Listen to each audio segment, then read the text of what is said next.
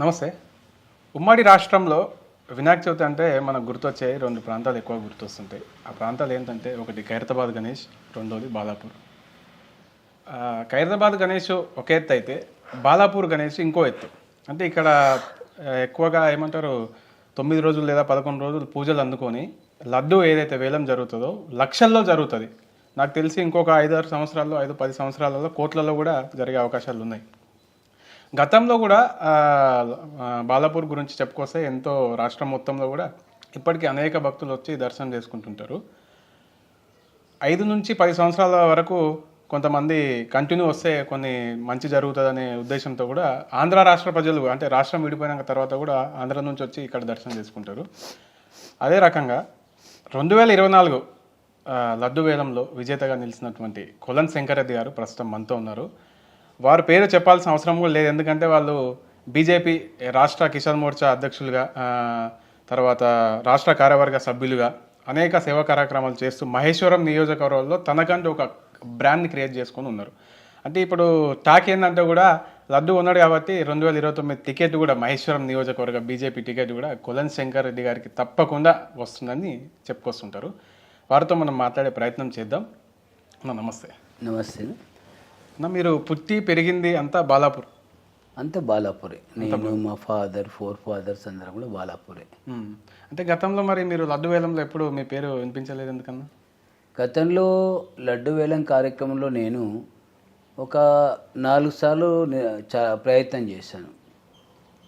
2005-06లో కానీ, 10-11లో కానీ, ఆ తర్వాత 16-17లో కానీ అట్లా 4 టైమ్స్ ప్రయత్నం చేశాను.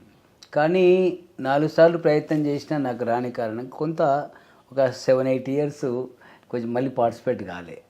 సో ఈసారి 24లో మా కుటుంబ సభ్యులు నేను కలిసి ఏదేమైనా ఈసారి బాలాపూర్ గణేష భగవానుడు మన ఇలవెలుపును మనం ఈసారి కైవసం చేసుకోవాలి, ఈ లడ్డు వేలంలో పార్టిసిపేట్ కావాలి అని ఒక సీరియస్గా మా ఫ్యామిలీ డిసైడ్ అయ్యి, మా భార్య పిల్లలు మేమంతా డిసైడ్ అయ్యి ఈ యాక్షన్లో పాల్గొనడం జరిగింది. ఎంత పోయినా వదలకుండా ఈసారి తీసుకోవాల్సిందే అనే నిర్ణయానికి కూడా మేము వచ్చున్నాం. అంటే కోట్లలో పోయినా ఎంత పోయినా తీసుకుందాం అనుకున్నాం. దానికి నేను చెప్పలేను అన్లిమిట్గా. అంటే చాలామంది అంటే రాష్ట్రంలో చూసుకుంటే చాలామంది ఏమనుకుంటుంటారు అంటే బాలాపూర్ గణేష్ అనే లడ్డు ఏదైతే వేలం జరుగుతుందో ఆ వేలం రేపు జరిగితే ఈ రోజే నైటే డిక్లేర్ చేస్తారు ఎవరు కొనుక్కుంటారు అనేది టాక్ నడుస్తుంది. అంటే మీరు ఇక్కడే పుట్టి ఇక్కడే పెరిగారు, ఈ లోకల్గా మీకంటూ పట్టుంది, బాలాపూర్ గణేష్ ఉత్సవ కమిటీ సభ్యులు కూడా మీరు. మరి అంటే ఇది ఎంతవరకు నిజమా అబద్ధమా, ఇక్కడ ఏమన్నా స్కామ్ ఫ్రాడ్ ఎలాంటిది ఏమైనా ఉందా? అంటే ముందే నైట్ ఇంతకు మీరు కొనుక్కోండి అని మిమ్మల్ని క్లోజ్ చేసేస్తారు. అది ఒకటోసారి కొలన్ శంకర్ రెడ్డి గారు, రెండోసారి మూడోసారి అని అంటే ఇమీడియట్లీ క్లోజ్ చేశారు కదా, ఇందులో ఏమన్నా మర్మం ఉందా అని అందరికి డౌట్ ఉంది. దాన్ని ఒకసారి మీరు క్లియర్గా చెప్పగలుగుతారా? అలాంటిది ఏం లేదు. ముందు రోజు ఎవరి పేరు కూడా డిసైడ్ చేయరు. కాకపోతే ముందు రోజు ఇక్కడ ఉండే అడ్వైజరీ కమిటీ కూర్చుంటుంది.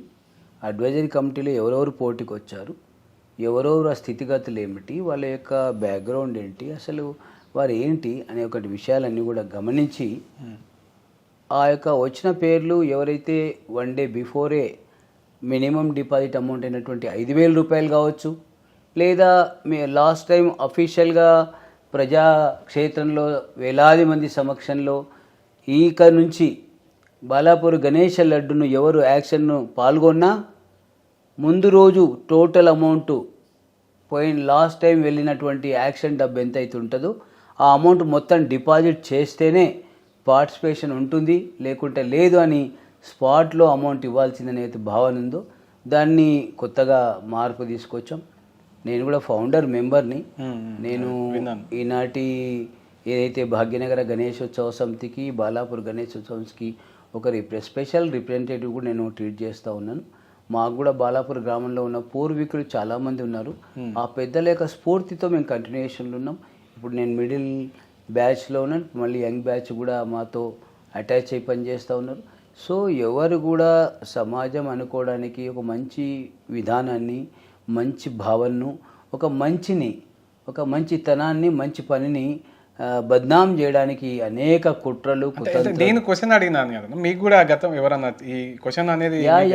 అంటే నేనేంటంటే మీరనే కాదండి, ఇప్పుడు సమాజంలో ఒక మంచి పని చేస్తూ ఉంటే అనేక రాళ్ళు కొడుతూ ఉంటారు. మనకు ఫలాలు ఇచ్చే చెట్టుకే రాళ్ళు కొడుతూ ఉంటారు. అలాంటిది మా బాలాపూర్ గణేష్ ఉత్సవ సమితిని కూడా బ్రాండ్ను ఇబ్బంది పెట్టడానికి, బ్రాండ్ను తొలగించడానికి, డ్యామేజ్ చేయడానికి గతంలో ఒకరిద్దరు పార్టిసిపెంట్స్ కూడా మీడియా ముందు ఒక మాట, మా ముందు ఒక మాట మాట్లాడిన విషయాలు మా ముందు ఎక్స్పీరియన్స్ ఉంది మాకు. అదే కాకుండా ఇలా అలా అని కూడా లూజ్ టాక్ చేసి, ఎందుకంటే మేము అందరినీ ఒకటే ఉంది, మేము దేశభక్తులను, హిందుత్వవాదుల్ని, గణేష భగవాన్ భక్తుల్ని యాక్షన్లో ముందు ప్రాధాన్యత ఇస్తాం. ఎవరైనా వాడవచ్చు, హిందూ, ముస్లిం, క్రిస్టియన్, ఆ కులం, ఈ కులం, ఈ పార్టీ, ఆ పార్టీ, ఎవరైనా కూడా దీంట్లో భాగస్వాములు కావచ్చు, పాట పాడవచ్చు. పాట పాడేవాడు మాత్రం దేశభక్తుడై ఉండాలి, హిందుత్వవాది అయి ఉండాలి, హిందూ ధర్మాన్ని నమ్మేవాడు ఉండాలి, హిందూ ధర్మాన్ని పాటించేవాడు ఉండాలి.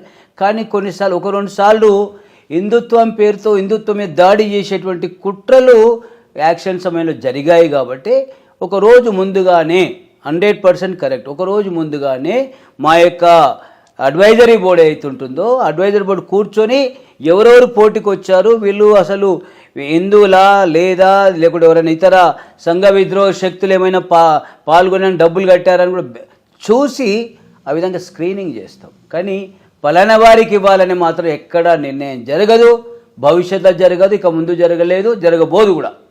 కానీ బాలాపూర్ గణేష్ ఉత్సవ సమితి మీద ఇలాంటి ఒక నింద వేసేటువంటి కుట్ర జరుగుతూ ఉంది కొంతమంది వల్ల.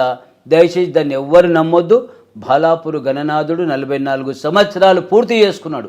బాలాపూర్ గణేష భగవానుడు ఒక స్ఫూర్తి, దైవభక్తి, దేశభక్తి, ఈనాడు హిందుత్వ భావనతో ఒక బలమైనటువంటి మహిమను కలిగి ఉన్నటువంటి గణేష భగవానుడు. వందలాది సంఖ్యలో భగవంతుని దర్శించుకునే సమయంలో ఈనాడు ఒక రోజున 1,00,000 మంది, సెలవు దినాల్లో 2,00,000 మంది భక్తాగ్రేసర్లు వచ్చి గణేష భగవాన్ని రోజు ఒక హిందూ సాగరం వలె ఇలా నిరంతరం ఒక 24 అవర్సు తిరుగుతూ దర్శనం చేసుకోవడమే కాకుండా లడ్డు కూడా 1994 సంవత్సరంలో 450 రూపాయలు మా అన్నగారైనటువంటి కులన్ మోహన్ రెడ్డి గారు ఒక రైతు తీసుకొని ఈ బాలాపూర్ గణేష భగవాన్ని బాలాపూర్ గణేష ఉత్సవ సమితి ఆధ్వర్యంలో నెలకొల్పిన లడ్డును కూడా భారతదేశంలోనే కాదు ప్రపంచంలో యాక్షన్ చేయొచ్చు అనే ఒక మార్గదర్శనాన్ని, ఒక దిక్సూచిని ఇచ్చింది కొలన్ ఫ్యామిలీ. దిక్సూచిని ఇచ్చింది భాగ్యనగర గణేష్ ఉత్సవ సమితి ద్వారా బాలాపూర్ గణేష ఉత్సవ సమితి అని చెప్పి మీకు మనవి చేస్తున్నా.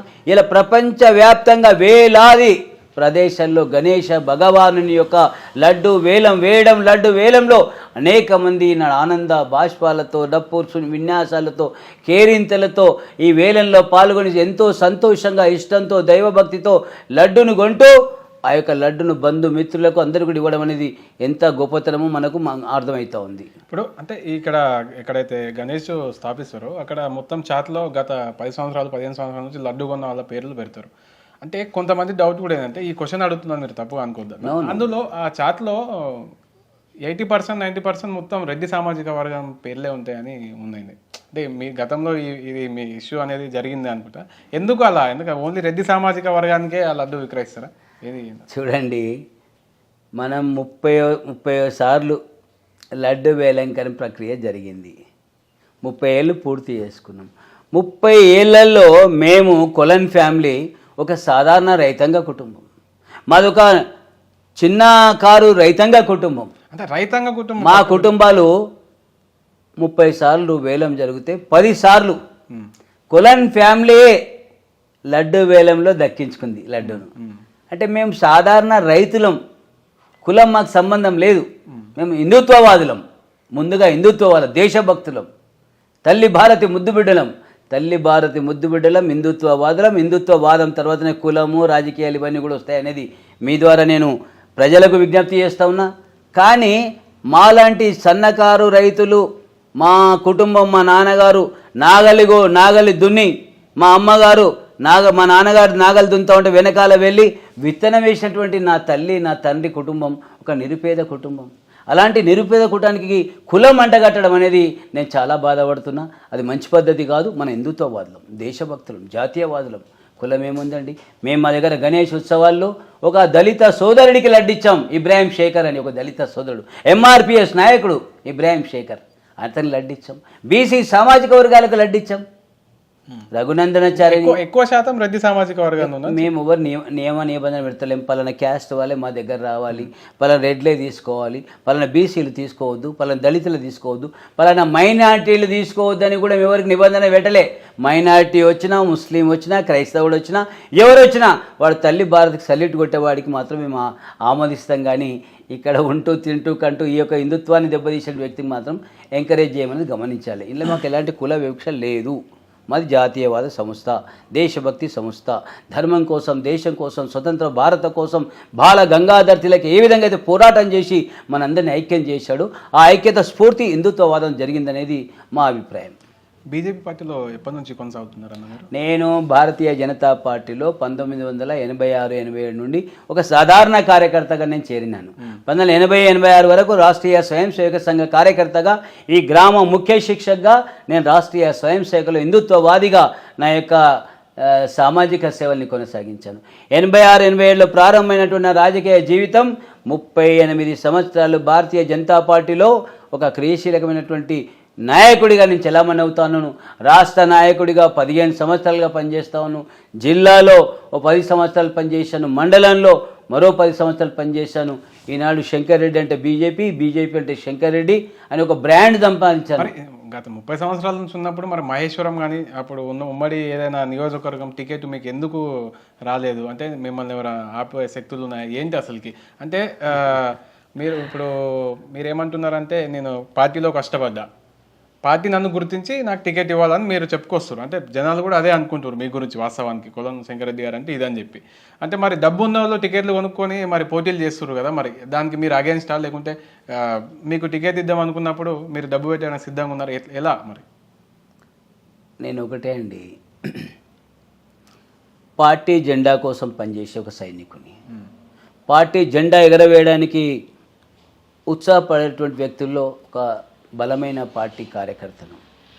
పార్టీ హైకమాండు ఈ రాష్ట్రంలో పార్టీ గెలవాలి, ఈ రాష్ట్రంలో ఏదేమైనా భారతీయ జనతా పార్టీ 1980లో పుట్టింది, 44 ఏళ్ళు అవుతోంది పార్టీ పుట్టి 44 ఏళ్ళు అవుతా ఉన్నా తెలంగాణలో అధికారం ఎందుకు రాలేకపోతా ఉన్నాం? అతి బలహీనంగా ఉన్నటువంటి కర్ణాటకలో అధికారం వచ్చాం, అతి బలహీనంగా ఒడిశాలో సర్కారు వచ్చింది. ఇక్కడ ఎందుకు రాకూడదని హైకమాండ్, జాతీయ నాయకత్వం కానీ రాష్ట్ర నాయకత్వం కానీ చాలా పెద్ద ఎత్తున ఆలోచన చేస్తూ ఉన్నారు. ఆలోచన చేసి పార్టీ గెలవాలి, వ్యక్తులు కాదు కమలం పువ్వు గెలవాలి అని ఒక భావనతో కమలం పువ్వు గెలవడం కోసం ఈనాడు బీఆర్ఎస్ పార్టీ, కాంగ్రెస్ పార్టీకి ధీటుగా పార్టీ ఉండాలంటే పార్టీ నిర్ణయం చేసి కొత్త కొత్త వ్యక్తుల్ని సమాజంలో పరిచయం చేసి వీరి ద్వారా పార్టీని ఇమేజ్ పెంచుకోవాలని చెప్పి పార్టీ ప్రయత్నం చేసింది.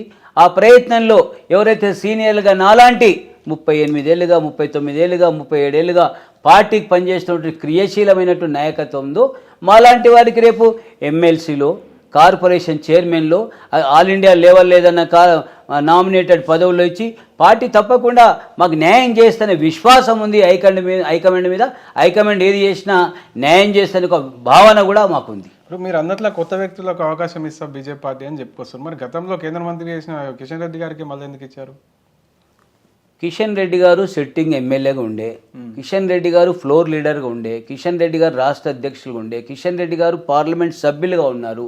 కిషన్ రెడ్డి గారు ప్రజలకు వివాదాస్పదుడుగా, ప్రజలకు చాలా చేరువున్నటువంటి ఒక సేవకుడిగా పేరుంది కాబట్టి పార్టీని గౌరవించి గుర్తించి మరొకసారి అవకాశం ఇచ్చి కేంద్ర క్యాబినెట్ మంత్రి కూడా వారికి ఇచ్చారని కార్యకర్తలుగా మేము భావిస్తూ ఉన్నాం. బండి సంజయ్ గారు రాష్ట్ర అధ్యక్ష పదవి నుంచి తప్పుకోకపోతే తెలంగాణ రాష్ట్రంలో బీజేపీ వస్తుందా రాదా అని ఎలా నేనేమంటా ఉన్నానండి అంటే కొంచెం ఫైర్ మీద ముందుకెళ్ళడం జరిగింది బండి సంజయ్ గారు. మరో రేవంత్ రెడ్డి ఇద్దరు ఒకటే, ఇప్పుడు వీళ్ళిద్దరే అని, అంటే కేసీఆర్ అయిపోయింది పని అనే దగ్గరకు వచ్చింది. ఆ క్రమంలోనే ఆ మధ్యలోనే బండి సంజయ్ గారిని తొలగించడంపై మీ అభిప్రాయం ఏంటి అసలు? అంటే భారతీయ జనతా పార్టీ ఎన్నికల సమయంలో ఒక స్ట్రాటజికల్గా ఒక పథకం ప్రకారంగా ఎన్నికల ప్రచారానికి, ఎన్నికల యొక్క ఎదుర్కోవడానికి ఒక రచించుకొని ఒక పథకం ప్రకారంగా ఎన్నికల్లోకి వెళ్తుంది. అయితే మేము ఈ రాష్ట్రంలో భారతీయ జనతా పార్టీ మీరు అన్నట్లుగా చాలా బండి సంజయ్ గారి నాయకత్వంలో ఒక బలమైనటువంటి పార్టీగా, బీఆర్ఎస్ను బొందబెట్టేటువంటి పార్టీగా, బీజేపీని ఒక ఉగ్ర రూపంగా ఆకాశానికి ఎత్తినటువంటి ఒక నాయకుడు బండి సంజయ్ గారు. అందులో రెండో విషయానికి తావు లేదు, అనుమానమే లేదు. కానీ పార్టీ ఆయన సేవలు జాతీయ స్థాయిలో అవసరం అనుకొని రాష్ట్ర స్థాయి కాదు, అఖిల భారత ప్రధాన కార్యదర్శి కూడా వారిని నామినేట్ చేసి వారిని ఆల్ ఇండియా జనరల్ సెక్రటరీగా పెట్టి ఈ రాష్ట్రంలో ఒక అధ్యక్షుని మళ్ళీ పెట్టి ఎన్నికలకు పోతే గెలుస్తామేమో, సీట్లు వస్తాయేమో. ఒకవైపు బీసీ సామాజిక వర్గం, రెండో వైపు రెడ్డి సామాజిక వర్గంతో బీజేపీ గెలుస్తుందని ఒక హైకమాండ్ జాతీయ నాయకత్వం నిర్ణయం చేసింది. ఆ యొక్క పథకంలో మేము కొంత ఇబ్బంది పడ్డట్టుగా మేము ఆలోచించుకున్నాం, సమీక్షించుకున్నాం. ఏదేమైనా రేవంత్ రెడ్డి గెలవడం అంటే రేవంత్ రెడ్డి పెద్ద ఆయనేమి పులి కాదు, ఆయనేమి టైగర్ కాదు, అదొక కట్టె తుపాకీ రేవంత్ రెడ్డి. అదృష్టవశాత్తు ముఖ్యమంత్రి అయిండు. కానీ ఇప్పుడు ఎట్లుందంటే ఎప్పుడు ఊడిపోతాడో రేవంత్ రెడ్డి తెలియని పరిస్థితి. కష్టపడలేదంటారా రేవంత్ రెడ్డి గారు? రేవంత్ రెడ్డి గారు అండి ఒక పార్టీ కాదు, ఒక సిద్ధాంతం లేదు. ఆయన బీజేపీలో ఉండేండి ప్రారంభంలో. ఆయన మామగారు టీఆర్ఎస్లో, నేను కూడా టీఆర్ఎస్లో ఉండే. ఒక జెడ్పీటీస్ టికెట్ కూడా ఇవ్వలే టీఆర్ఎస్ పార్టీ ఆయనకు. ఏది మిడ్జిల్లో ఇండిపెండెంట్గా పోటీ చేస్తే ఆయనకు కాంగ్రెస్ పార్టీ, బీజేపీలో ఒక వర్గం ప్లస్ ఇండిపెండెంట్గా సపోర్ట్ చేస్తే ఆయన ఒక జెడ్పీటీస్ మెంబర్గా గెలిచిండు.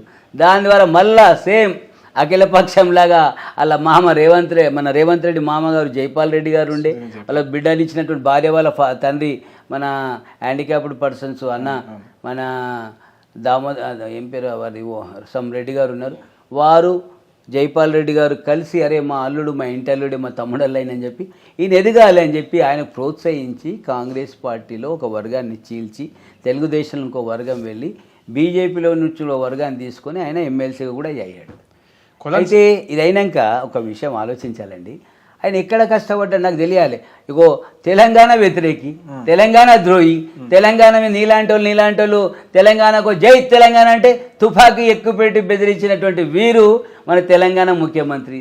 ఇంతకంటే ఏముంటుందండి? ఏం కష్టపడ్డారు, ఏం ఉద్యమం చేశారు, ఏం నిరాహార దీక్షలు చేశారు, బ్లాక్మెయిల్ చేశారు. వీళ్ళు బెదిరించి బ్లాక్మెయిల్ చేసి రాజకీయం నడుపుకుంటూ ఉన్నారు. కాంగ్రెస్లో పోయారు, బీజేపీలోకి వచ్చారు, టీఆర్ఎస్ పోయారు, తెలుగుదేశంలో పోయారు. అంటే ఒక సిద్ధాంతం ఉందా? ఇలా కిషన్ రెడ్డి 45 ఏళ్ళ చరిత్ర ఉంది భారతీయ జనతా పార్టీలో. బండి సంజయ్కి చరిత్ర ఉంది, కొలన్ శంకర్ రెడ్డికి చరిత్ర ఉంది, రాజాసింగ్కు చరిత్ర ఉంది, మా డాక్టర్ లక్ష్మణ్కు చరిత్ర ఉంది. ఒకే సిద్ధాంతం, జాతీయవాదం, హిందుత్వం, భారతీయ జనతా సిద్ధాంతం. బయట తాకేం నడుస్తుంది అంటే కొలన్ శంకర్ రెడ్డి గారు కరుడు కట్టిన బీజేపీ. వాస్తవం ఇది, నేను కూడా ఒప్పుకుంటాను. మీరు నాకు గత 5-6 సంవత్సరాల నుంచి పరిచయం ఉంది. మరి వ్యాపారాలు మాత్రం అన్ని పార్టీ వాళ్ళతో కలిసి చేస్తారని చెప్పుకొస్తారు. మరి ఇది ఎంతవరకు నిజం? నేను ఒకటండి, నిజంగా మీరు అడిగిన ప్రశ్న అంటే నేను సంతోషపడుతున్నా. నాకు ఏ పార్టీతో వ్యాపారాలు ఉన్నాయో షో చేస్తే ఆస్తిని వాళ్ళనే తీసుకోమని చెప్పండి, ఆ యొక్క ప్రాపర్టీస్లో వాళ్ళే పాలు పంచుకోమని చెప్పండి. నేను ఏ రాజకీయ పార్టీ మీ పేరు మీద ఉండవు కదా? నా పేరు మీద లేదు, నేను అసలు చేయను. ఇప్పుడు నా పేరు మీద లేనప్పుడు నా పేరు చెప్పాల్సిన అవసరం కూడా లేదు కదా బ్రదర్. ఇప్పుడు నా పేరే ఉండదని మీరే అంటున్నారు. అలాంటప్పుడు నా పేరు తీసుకోవాల్సిన అవసరం కూడా లేదు. ఒకటి పోనీ నిజంగా కూడా బీఆర్ఎస్తోనా, కాంగ్రెస్తోనా, ఇంకో పార్టీతోనా నా వ్యాపార లావాదేవీలు ఉంటే బయట పెట్టాలని చెప్పి కూడా వాళ్ళకే కోరుతున్నా. ఆ వచ్చే ప్రాఫిట్స్, ఆస్తులు పంచుకోమనండి వాళ్ళ దగ్గరికి వెళ్ళి. కానీ తప్పు ప్రచారం ఏమవుతుందండి ఈ సమాజంలో? ఒక దేశభక్తుడు, ఒక నీతివంతమైనటువంటి రాజకీయ చరిత్ర ఉన్నటువంటి సిద్ధాంతం కోసం ఎలాంటి అడవిడికి లొంగకుండా ఒకటే మాట, ఒకటే బాట, మడవ తిట్టకుండా ప్రజల మధ్యలో పనిచేస్తూ ఉంటే ఓర్వలేక రాగ ద్వేషాలతోని ఆ వ్యక్తిని కొంత దిగజార్చాలని, కొంత నైతికంగా దెబ్బతీయాలని అనేక కుట్రలు, అనేక ఇబ్బందులు పెడతారు. ఇక్కడ బాలాపూర్ ప్రాంతంలో మీకు చాలా భూమి ఉందని చెప్పుకొస్తుంటారు. మరి ఎంతవరకు నిజం? అంటే నాన్నల నుంచి వచ్చిన భూమి, తల్లిదండ్రుల నుంచి ఎలా? నేను ఒకటి బైసాబ్, మీరు ఇక నా చరిత్ర చెప్పుకుంటే నాకే కళ్ళ నుంచి నీళ్ళు వస్తాయి. మమ్మల్ని మొదటి నుంచి అణిచివేసేటువంటి కుట్రలు మా కుటుంబం మీద జరిగినాయి. మా నాన్నగారి మీద, మా కుటుంబం మీద మత శక్తులు అనేక విధాలుగా మా కుటుంబం మీద దాడులు చేశారు. మత శక్తులు మా నాన్నగారి మీద దాడి చేశారు. ఈ విధంగా దాడులు అయినాక మాకున్న భూములు కూడా ఈ చంద్రాయణగుట్ట, బాలాపూర్ మధ్యలో మాకు ప్రాపర్టీస్ కూడా ఉండేవి. ఇప్పుడు కూడా ఉంది అన్న, 200-300 కోట్లు ఉన్నాయని టాక్ వస్తుంది మీకు. ఇక ఉంటే తీసుకోమని, 200 కోట్లు ఉంటే తీసుకోమనండి. నెక్స్ట్ ఎమ్మెల్యే టికెట్ మీకే వస్తుంది తప్పకుండా ఈసారి. నేను ప్రజానాయకుడిని, టికెట్ వస్తే పోటీ చేస్తాను. నేను ప్రజానాయకుడిని, ప్రజా గుండెల్లో నేను డబ్బు ఉంది కాబట్టి గెలుస్తారని నేను అంటున్నాను. లే డబ్బు అనేది సెకండరీ, నాకు డబ్బు అనేది రెండో అంశం.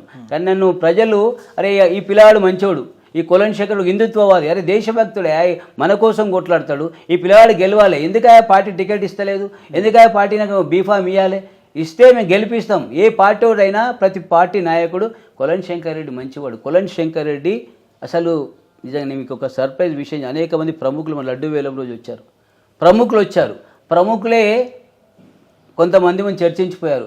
అసలు సిస్సలైన హిందుత్వవాదికి బాలాపూర్ గణేష్ లడ్డు మొదటిసారి దక్కింది, దీని అందరం అభినందించాల్సిందని చెప్పి అనేక పార్టీల ప్రముఖులు చెప్పిపోయారు. నేను పేర్లు ప్రముఖులు చెప్పారు, అతిరాత మహారథులు.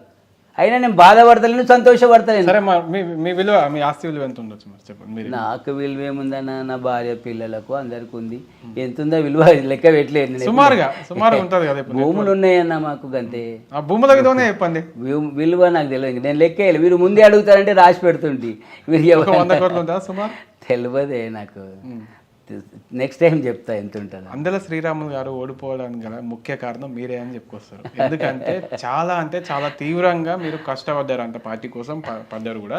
టికెట్ నాకే వస్తుంది, చివరి క్షణాల్లో టికెట్ రాకపోవడంపై మీరు అసంతృప్తిలో ఉండి సపోర్ట్ చేయాలనే చెప్పుకొస్తారు. మరి ఇది ఎంతవరకు వాస్తవం అన్న? నేను వ్యక్తులకు పూజ చేసేవాడిని కాదే, నేను నా పార్టీకి నా ప్రాణం ఇచ్చేవాడిని. నాకు తల్లిదండ్రులతో సమానమైంది నా పార్టీ. నేను ఎవరి కోసం పనిచేసేటువంటి వ్యక్తిని కాదు నేను. కాబట్టి నేను ఎవరిని మోసం చేసే తత్వం కూడా. మోసం చేశారని చెప్పట్లే నేను, మీరు సపోర్ట్ చేసింటే గెలుస్తుండే సీట్. నేను కష్టపడ్డందుకే బీజేపీ 1,00,000 ఓట్లు వచ్చినాయి. నేను కష్టపడ్డందుకే మన కొండ విశ్వేశ్వరరెడ్డికి 1,50,000 వచ్చినాయి. నేను కష్టపడ్డందుకే ఇంద్రసేనారెడ్డి గారు, బద్దంబాలరెడ్డి గారి తర్వాత బాలాపూర్ మండలంలో 3,50,000 ఓట్లు సుమారుగా ఉన్నాయి. ఆ ఓట్లలో బీజేపీ బలాన్ని, జాతీయవాదాన్ని, హిందుత్వాన్ని, యువతను పెంచి పోషించింది, వాళ్ళని ఎంకరేజ్ చేసింది నేను. టికెట్ ఇస్తే సంతోషమే, కానీ నేనైతే ఎక్కడ వెన్నుపోటు పొడవలేదు, పార్టీకి మోసం చేయలేదు, నా పార్టీకి అగెనెస్ట్ ఓట్ వేయమని ఎవరిని చెప్పలేదు. కానీ కొంత మనసులో బాధ అయితే ఉంది, ఇది ఫ్యాక్ట్. ఎందుకంటే ఒప్పుకుంటా నేను నా తల్లిదండ్రులు అంటే పార్టీ నాది. నేను ఇలా కొలన్ శంకర్ రెడ్డిగా మీరు టీవీ ముందు మాట్లాడుతున్నానంటే, ఇలా దేశ ప్రజల ముందు ఒక కొలన్ శంకర్ రెడ్డి అనేవాడు ఒకడు ఉన్నాడు భారతదేశంలో, బాలాపూర్లో అనేది ఒకవేళ చర్చనే జరుగుతూ ఉందంటే, నన్ను ఈ స్థాయికి తెచ్చిందే ఆర్ఎస్ఎస్, ఈ స్థాయికి తెచ్చిందే బీజేపీ. అంతకు మించి నేను లేదు. నాకు 2 కన్నులు లాంటివి ఆర్ఎస్ఎస్, బీజేపీ. మీరు బీజేపీలో లేకుంటే కొలన్ శంకర్ రెడ్డి అనే పేరు నిజంగానే వినిపించకపోయేది. కాకపోతే ఎస్, ఒప్పుకుంటున్నాను నేను దానికి. ఎలా ఉంటుంది బండి సంజయ్ గారితో, కిషన్ రెడ్డి గారితో? మొన్న రీసెంట్గా కూడా చూసుకుంటే డికేఆర్ గారు మీ ఇంటికి కూడా వచ్చేళ్ళారు. ఎలా ఉంటుంది వాళ్ళతో సంబంధం? అన్న, నాకు నిజంగానే నేను అజాత శత్రువుని. కాకపోతే మిమ్మల్ని గౌరవించేది కూడా పార్టీ పరంగా కూడా ఎందుకు గౌరవిస్తారంటే, పార్టీలో ఎక్కువ కాలం పనిచేసినారు కాబట్టి కూడా చాలా గౌరవం ఉంటుంది. అంటే మీరు పడనోళ్ళు కూడా మిమ్మల్ని అభిమానిస్తారంట, అదే కారణం అన్న. ఇది రాజకీయ క్షేత్రం, పదవుల కోసం ఒకసారి ఒకరు తొక్కుకుంటూ కూడా వెళ్ళేటువంటి పరిస్థితులు ఉంటాయి. సో నన్ను కూడా అట్లా జరిగిండొచ్చు, నా పైన కూడా ప్రయోగం జరిగిండొచ్చు. అయినా భగవంతుడు ఉన్నాడు, దేవుడే చూసుకుంటాడు అని చెప్పి నేను ఒక జెండా కోసం పనిచేస్తున్నాను. నేను వ్యక్తుల కోసం పనిచేయట్లేదు, మోడీ గారి కోసం పనిచేస్తున్నా, బీజేపీ కోసం పనిచేస్తున్నా. ప్రధానమంత్రిగా ఉన్నారు కాబట్టి వారు మళ్ళీ బలంగా ఉండి గెలవాలని, వారు ఇంకా బలంగా ఉత్సాహంగా పనిచేయాలని కోరుకుంటా ఉన్నా. రేపు ఇంకో ప్రైమ్ మినిస్టర్ వస్తే కూడా ఆయన కోసం పనిచేస్తా. నా కోరిక జీవితకాలం భారతీయ జనతా పార్టీ కమలం పువ్వు గెలవాలనేదే నా ఆశయం. మోడీ గారికి బాలాపూర్ లడ్డుని ఇస్తా అని చెప్పి మొన్న విన్నాము, మరి ఎప్పుడు వెళ్తున్నారో ఏంటి? నేను కొంత మా పార్టీ స్థానిక ఎంపీ కొండ విశ్వేశ్వరరెడ్డి గారు కానీ, మన ఈటల రాజేందర్ అన్న కానీ, మన డికే అరుణక్క కానీ నాకు బాగా దగ్గర అందరూ. సంజయ్ అన్న నాకు మిత్రుడే, నాతోటే సంజయ్ అన్న నాతోటే. నిన్న వెళ్ళిన రాత్రి 11 గంటలకు అన్నతోనే మీటింగ్లు ఉన్నా. నిన్న పొద్దున కూడా ఏం చేసిన 11 గంటలకు అన్న కిషన్ రెడ్డి అన్నకు, మా జిల్లా నివాసి, కందుకూరు మండలం తుమ్మలూరు విలేజ్ అన్నది కూడా, కిషన్ రెడ్డి అన్నకు ఫోన్ అన్న మరి క్యాబినెట్ మీటింగ్ ఉంటే తీయలేదు. మళ్ళీ SMS పెట్టినా కిషన్ రెడ్డి అన్న, చూపిస్తా కూడా ఇప్పుడు నాకు SMS ఉంది పెట్టి. ఎందుకంటే ఆయన రాష్ట్ర అధ్యక్షుడు, కేంద్ర క్యాబినెట్ మంత్రి మన రాష్ట్రం నుంచి. ముందుగా వారి ద్వారా పోతేనే పద్ధతిగా ఉంటుందని చెప్పి వారికి ప్రయత్నం చేశాను. అన్న ఫోన్ తీయకుండా మళ్ళీ కమ్యూనికేషన్ రాలే కాబట్టి మీరు తెలుసుకుంటే డైరెక్ట్ మోడీని కలవచ్చు కదా. మరి అదే స్థాయి ఉంది కదా, ప్రయత్నం చేస్తున్నాను. అంటే అన్న ఇప్పుడు అంటే విషయం నేనేమంటున్నానంటే ఇప్పుడు కిషన్ రెడ్డి అన్న సంజయ్ అన్న ఇద్దరు మంత్రులు ఉన్నారు, ఇంకొక 6 మంది ఎంపీలు ఉన్నారు. అంటే వాళ్ళ మనోభావాలు దెబ్బతీయొద్దని నా అభిప్రాయం. వాళ్ళ ద్వారా పోతే వాళ్ళు తృప్తిగా ఉంటారు, నేను తృప్తిగా ఉంటాను, చూసే ప్రజలు కూడా ఆనందంగా ఉంటుందనేది నా అభిప్రాయం. కాబట్టి కిషన్ అన్న తీయని కారణంగా నేను బండి సంజయ్ దగ్గరికి రాత్రి వెళ్ళిన. ఫోన్ చేస్తే రా అన్న, నువ్వు 9:30 వరకు ఇంటికి వస్తారా అన్నాడు. నేను ఇట్లా అంటాడు అన్న, ఎవరైనా అన్న అంటాడు, ఆయన తప్పు పట్టేది. అయితే మళ్ళీ రాత్రి పోతే ఇంకో మన ఏంబట్టి నా ఫ్రెండ్స్ కూడా వచ్చారు. అన్న 11 o'clock కలిసిండు పాత బజార్లో శివాలయం దగ్గర గణేష్ జులూస్లో ఉన్నాడు అన్న. నేను దూరం నిల్చున్నా, చూసిండు. అరే శంకరెడ్డి అన్న వచ్చిండు అన్న, లడ్డగున్న 30 లక్షల చిల్లర కొన్నాడు, అన్ననే కొన్ని పిలువురు అని చెప్పి నాకు సన్మానం చేసిండు. చెప్పిన అన్న నీ దండం పెడతానే, నేను మీ అందరి విశ్వాసం మీద నరేంద్ర మోడీ గారికి ఇవ్వాలనుకున్నా. నరేంద్ర మోడీ గారి జన్మదినం సందర్భంగా లడ్డు కొన్నాను నేను. నరేంద్ర మోడీ గారు జన్మదినమే కాకుండా వారు చేసినటువంటి ఒక్కొక్క పని చూస్తూ ఉంటే 140 కోట్ల మంది నా ప్రజల యొక్క అమ్మల, అక్కల, చెల్లెల, తమ్ముళ్ళ, అన్నల ప్రాణాలు కాపాడినటువంటి ఒక యుగ పురుషుడు కరోనా నుండి. అదే కాదు, అయోధ్యలో రామ మందిరాన్ని కట్టియాలి, హిందూ ప్రజలకు ఆత్మవిశ్వాసాన్ని నింపాడు. 370 ఆర్టికల్ తొలగించి మొండెం తల వేరు కాదురా బాబు, 2 ఒకటే, దేశం ఒకటే అని చెప్పి ఒక చాటి చెప్పాడు. అదే కాకుండా చంద్రయాన్ 3 సక్సెస్ చేసి చంద్రయాన్ దగ్గరికి మన యొక్క ర్యాకెట్ను పంపి అక్కడ జరుగుతున్న ప్రక్రియ అంతా కూడా రికార్డింగ్ చేసి అక్కడ సేకరించి చివరికి మన భూమికి తీసుకొచ్చి ప్రజలందరికీ కూడా ప్రపంచానికి భారతదేశం గొప్పదిరా బాబు అని చాటి చెప్పిన ఇంత గొప్ప నాయకుడు నరేంద్ర మోడీ గారు. మరి చివరగా నరేంద్ర మోడీ గారి వల్లనే ఇంత అభివృద్ధి జరుగుతూ ఉంది. 11వ స్థానంలో ఉన్న భారతదేశం ఆర్థికంగా ప్రపంచంలో 5వ స్థానానికి వచ్చింది. రేపు భవిష్యత్తులో 3వ స్థానానికి రావాలి. అలాంటి శక్తి, యుక్తి, బలాన్ని, ఆరోగ్యాన్ని దేవుడు బాలాపూర్ గణేష భగవాన్ మహిమగల దేవుడు, శక్తివంతమైన దేవుడు.